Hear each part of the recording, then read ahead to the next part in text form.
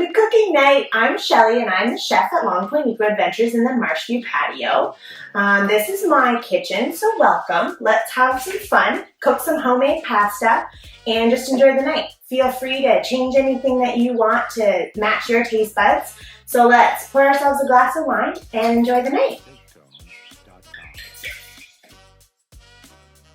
So we're gonna start with marinating the buttered chicken. Yours is coming pre-marinated because with a buttermilk marinade, we want to let it marinate for up to 24 hours or more. This tenderizes the meat and leaves it super tender, super delicious after you've cooked it. But I'm going to show you how to do it, so then moving forward, if you ever want to do it again, you know how. So start out by getting your bag and getting your recipe booklet out, kind of get all the ingredients laid out so you know where everything is so you can follow along easy. All right, we are going to marinate our buttermilk chicken. So I've already pre-processed this chicken, so that just means taking off the fatty tissues that just don't cook well. So when you're marinating something, you want everything to kind of be on the chunkier side. So the dill is dill sprigs. I'm going to use minced garlic just so the flavors incorporate a little bit faster, but if you have cloves, you can just crush them. I've got Montreal chicken spice, which is just a blend of different spices, onions, garlic, chili peppers. I'm using whole peppercorns so they don't stay on the chicken. The flavors infuse, and when we are about to cook it, we're going to brush everything off so nothing burns within the oven. So we'll start with peppercorns, a little of the Montreal chicken spice. You can judge the amount of garlic that you like. I love garlic, so I'm going to put in quite a bit. And I'm just going to rub this all on.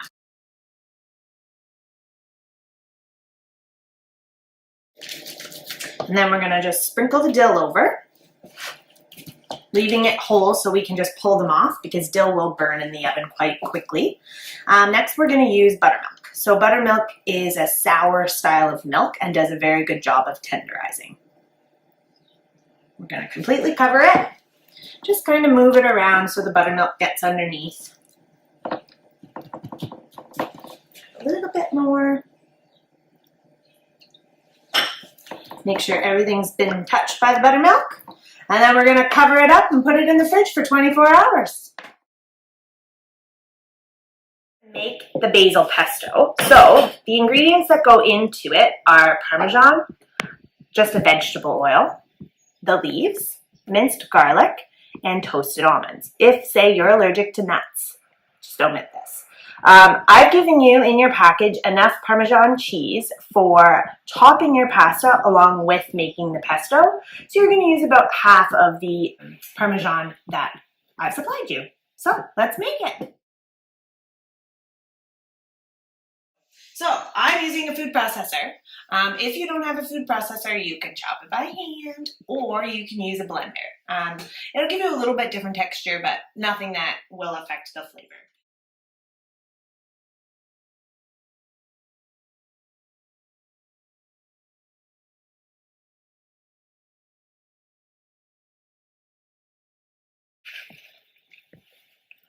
Next, before we add any oil, we're going to chop up the leaves. So to do that, we're going to put the lid on and use the pulse button and just kind of pulse it until it chops it. The more that you work basil, it brings out a dark color in the basil. So to keep it brighter, we're going to do it as minimal chopping as possible.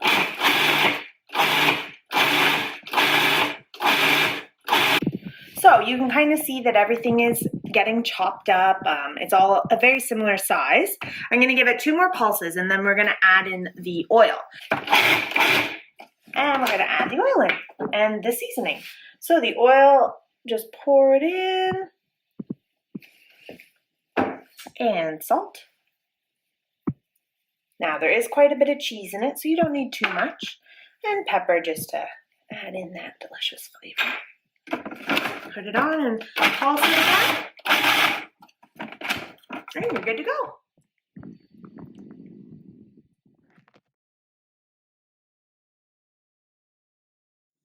Okay, next we're going to process all the vegetables. So they're already pre-washed for you, so you don't have to worry about that. So we're we're just going to use about half of a red onion. So I'm just cutting it down the middle. So we're keeping this end attached, and we're going to cut off the top of the onion. So all the roots keep the onion together, so it helps when we're processing it. We'll cut it this way. We're just going to peel off the skin layer. Whoa, look how beautiful that is. All right, so the best way to do it is make sure you fold your fingers under, because there's nothing worse than a chopped finger. And you're just gonna take your knife end and you're just gonna chop through and try to get as close to this end of the onion as you can without going through. If you do, it's not a big deal. And kind of just press it together so it doesn't move on you at the end. And everybody has different opinions on cutting the onion this way, but I think because these ends are always a little bit harder to cut on the straight end, so cutting it this way helps keep them all in similar size. And then just cut this way and you've got a beautiful diced red onion. So when you take your asparagus, it grows in the ground like this. It is a shoot that comes out. The bottom of the asparagus, they cut it longer than we're going to use, so it travels and holds better. So we're going to make sure that we take the fibrous part off. To do that, the best way to do it is bend your asparagus and it'll snap right in the spot that's the most fibrous. So this part is great for soups if you want to keep it for that, or if you just have an animal to give it to, like a rabbit, give it to him. But we're just going to put those aside unless you want to use them later. And then I like to cut all my vegetables on an angle if I can, because I just find that it looks really beautiful.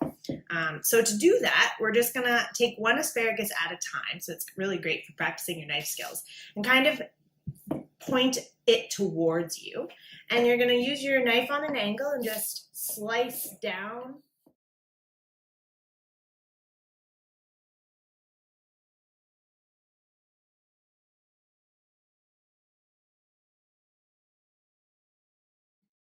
All right, next we're going to make the lemon garlic butter for our ciabatta. So the ciabattas are from the Good Bread Company in Victoria, and I have asked them to infuse Hometown's Southern Ale brew for an awesome flavor to incorporate local. So we're supporting 2 local businesses there, and the ciabatta bun is just, it's out of this world. Hope you guys are having fun. Let's have a little cheers and a wine break. Okay, so we're just going to bunch it all up as tight as you can. And you're just going to cut away from yourself and chop it up nice and small. Fresh herbs on a butter and toasted in the oven. So delicious. So then I've taken the butter, room temperature. Put that herb in there. We're going to take a pinch of the lemon zest, scoop of the garlic. A little extra garlic never hurts. And we're going to add in a little salt and pepper. So we've got unsalted butter. So then you can control how much salt you like in your diet. If you are not a salt fan or can't have it due to dietary restrictions, just leave it out. And then once you got everything in there, all you're going to do is mix it up. All right, so let's make the pasta. I've got my stand mixer, and if you don't have one, you can make it by hand. The directions are in the pamphlet. So I put 2.5 cups of semolina flour in here, about a teaspoon of salt. I've cracked 4 eggs at room temperature. There's a little shell in there. Let's get that out of there. Don't want crunchy pasta. A little bit of oil, that just gives it some elasticity, some shine. And then we are just gonna start the mixer and slowly incorporate the eggs.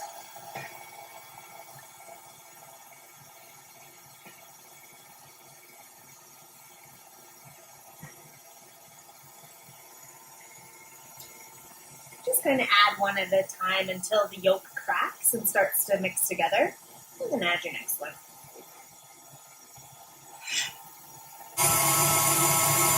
And we're going to let the mixer go for about 8 to 10 minutes. until the dough is a smoother consistency. I have pulled it out. It's been going for about 8 minutes in the mixer. It's quite springy back, but I wanted to show you how to hand knead it prior to letting it rest. So we're just going to put a little semolina on the table. And what you're going to do is with the heels of your palms, you're pushing down and away from you. And you're going to pick it up and fold it into itself. And just do this until... And if it's sticking to the table, it's too wet, so you need to add more flour.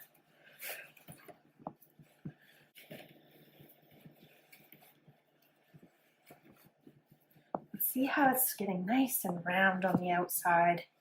It's becoming nice and smooth. That's because all the glutens have worked together. So if you're making this by hand, you'd want to do this for about 8 to 10 minutes. So you're going to get a good workout and build those muscles up. So then, once I've got it nice and smooth, we're going to take that ball, and we're going to rub it with a little bit of olive oil or canola oil. So I'm just going to put a little bit on my hands, rub my hands, just because we do not want it to dry out. And then we're just going to take some saran wrap. Okay, next we are going to cook our chicken. So I have the oven set to 375 and I've got a frying pan here. So we're going to get the frying pan warming up to start. So just on like a medium to high heat just to let everything warm up and be an even heat. So what we're going to do is take the chicken out of this buttermilk marinade. Now, if we were to put this right into the pan with oil, it would pop and probably burn us. So we're going to kind of just pull most of the marinade off of the chicken. And I've got a plate here with a cloth. You can use paper towel if you prefer.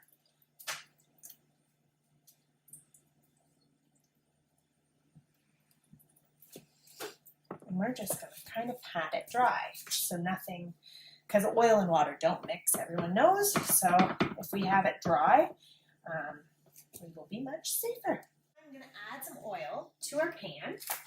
Not too much, just enough that the bottom is coated in oil. So I'm going to just move it around and let that oil heat up.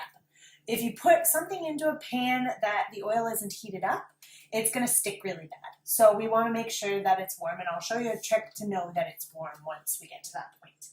So I'm going to take some salt and pepper and season these up.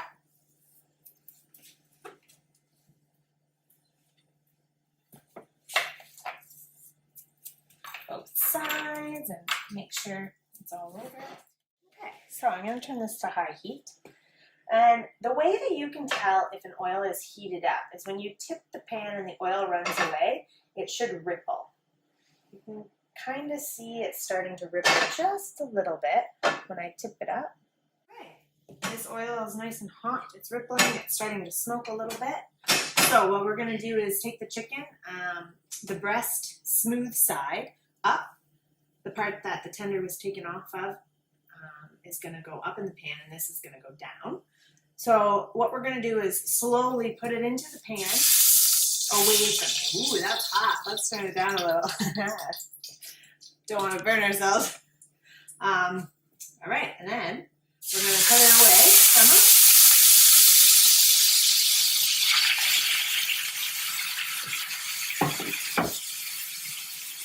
Okay, so these are getting a really nice color on them, so I'm going to flip them.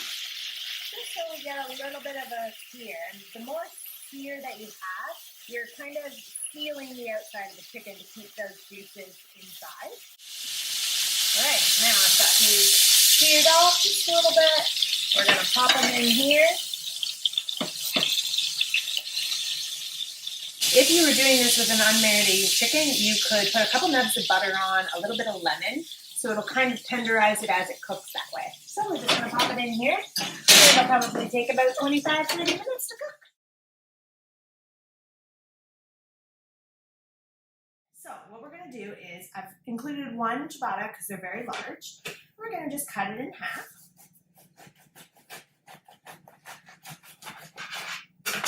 Yummy. And all we're going to do is I like to cut them on an angle. We can do that prior to, you can do it after you bake it. You can do it before, so it's a little easier when it comes out of the oven. You can just throw it right on your pasta. We're going to use the herb butter that we made. We're just literally going to spread it out on each piece. A little extra never hurt. It'll just kind of melt into the bread and make it extra soft. We're just going to do all of these pieces and pop it in the oven.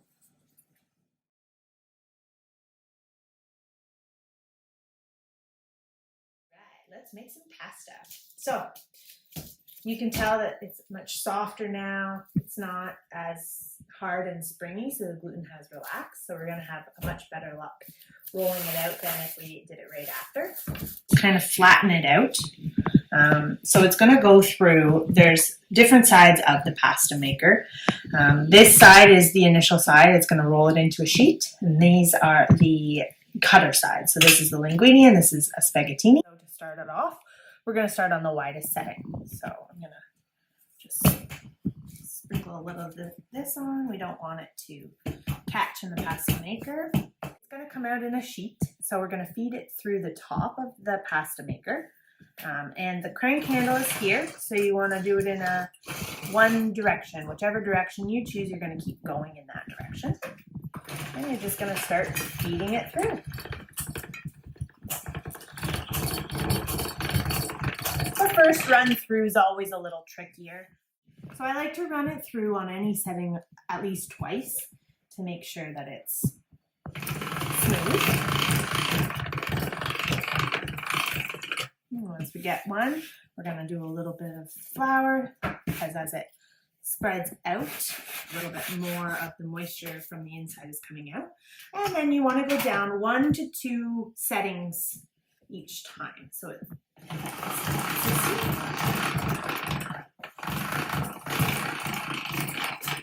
run it through again.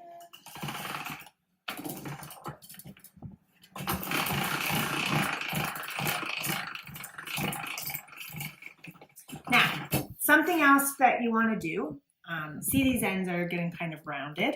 So what we're going to do is we're going to fold it up. And this will kind of give us square ends. So we are using all of the pasta that we've made. Now, when you're going to do this, you want to make sure that you put it back to the 0 setting. So it is the thickest again, or you will get some funky looking dough.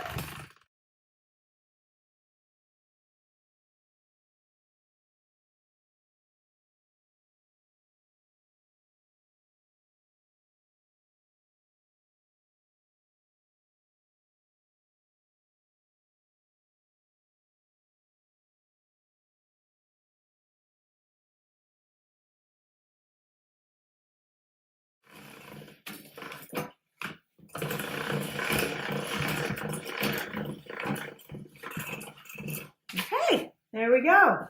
So once you've got it cut, it's a nice long piece. We are going to use our knife and just trim it into linguine sized pasta. So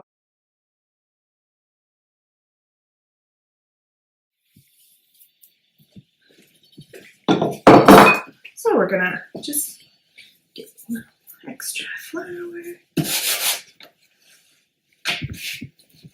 Now, if I was making a lot of pasta, if you were making a full batch of dough, I would start with this and just layer these on your sheet, roll it all out first, and then cut it all at once. It's just going to save you some time. But we're just going to show you one bit, so we'll start cutting it now. Okay, so all we're going to do is hold it on top of the cutting. We're going to roll it. Switch hands, so as it comes out, you're catching it.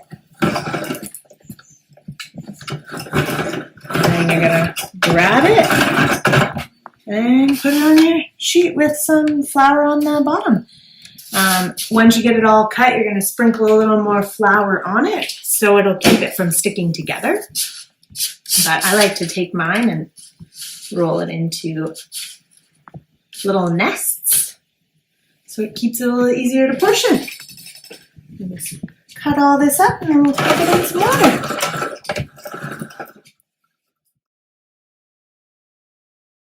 All right, let's check the chicken. So we're using a dry cloth or your oven mitts. I'm just gonna pull it out. We're going to use a digital thermometer. I have it set to Fahrenheit, and we want to make sure that it's an internal temperature of 165. Now, the thing about cooking chicken is it'll raise in temperature as does any kind of meat. So if you pull it out at 160, it's going to raise up to that 165 to make sure that it doesn't overcook. So you want to make sure that you're putting it in the thickest part and not touching the pans. This garlic bread is looking nice and toasty. So it's nice on the edge. You can see all the butter's running, so we're just going to pull those out.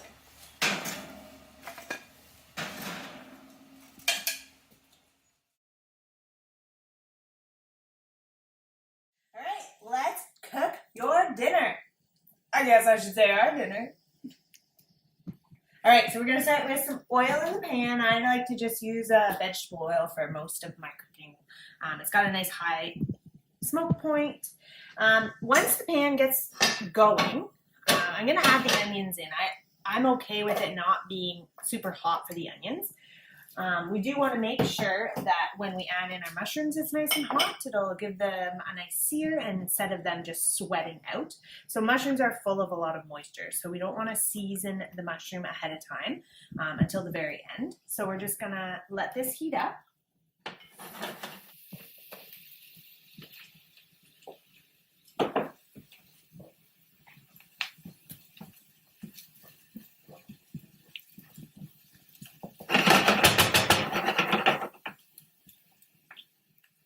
So the mushrooms have started to cook down. They're starting to get some nice caramelization. So I'm going to add in the asparagus next.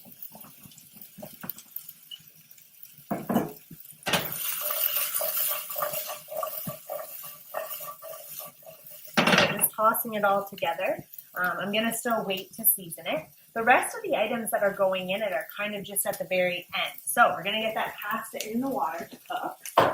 So I've got the water boiling, and I've salted it, and we're just going to kind of shake them apart.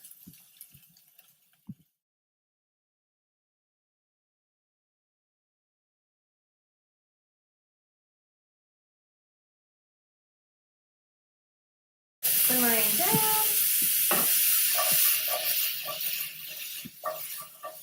And I'm going to add in a splash of that wine to deglaze it and kind of steam that asparagus.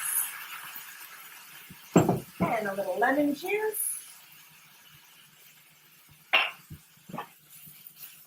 We're just going to kind of let that cook away.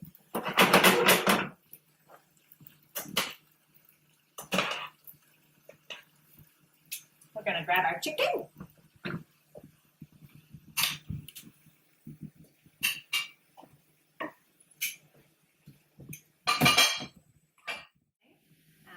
Just cut it on an angle. And we're going to take this top part, we're going to flip it around so it's kind of like a peak, and it'll look really neat on our plate.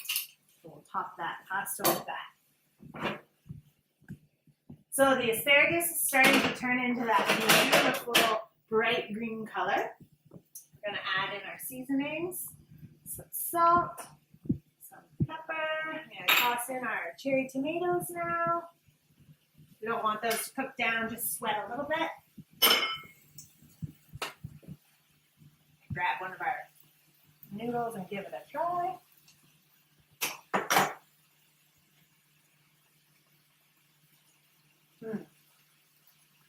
Perfect. Now let it go. Just a few more seconds, and then we are going to toss it all together. The basil pesto we want to add just at the very end. Again, it'll bring out the brightest color of our pesto so we don't make the basil go dark. I'm going to strain this off.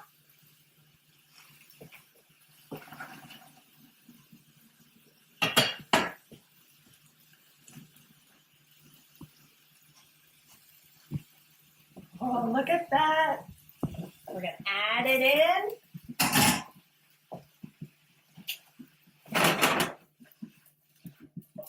Now's the time to add some of that baby arugula. Our basil pesto, we're gonna do nice 2 to 4 scoops. We'll start with 3 and see how it looks. So this is your sauce. So we want it to be nice and saucy. Looks like I can already tell we need more. I mean, we've spent all this time making a beautiful sauce. Let's use it up, eh?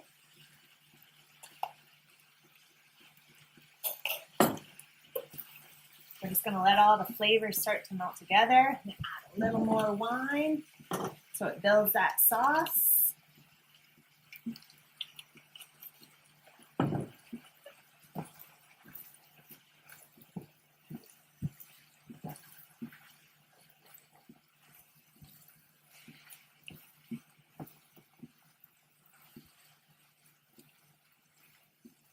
Doesn't that just look so fresh and delicious?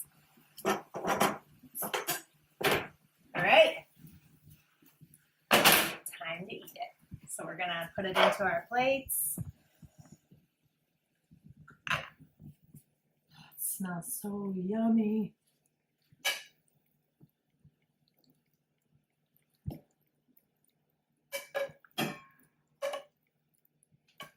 Oops. Rogue noodle.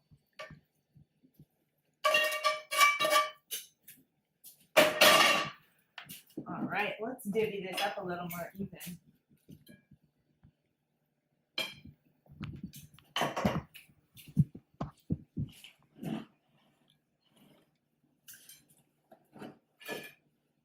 All right, so we're gonna top these up with chicken.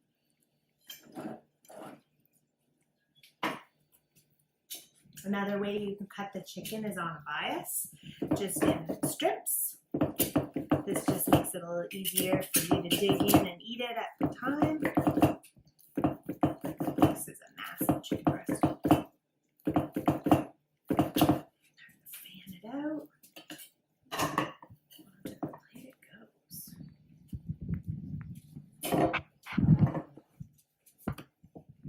Top it with parm. Piece of bread. Time to eat.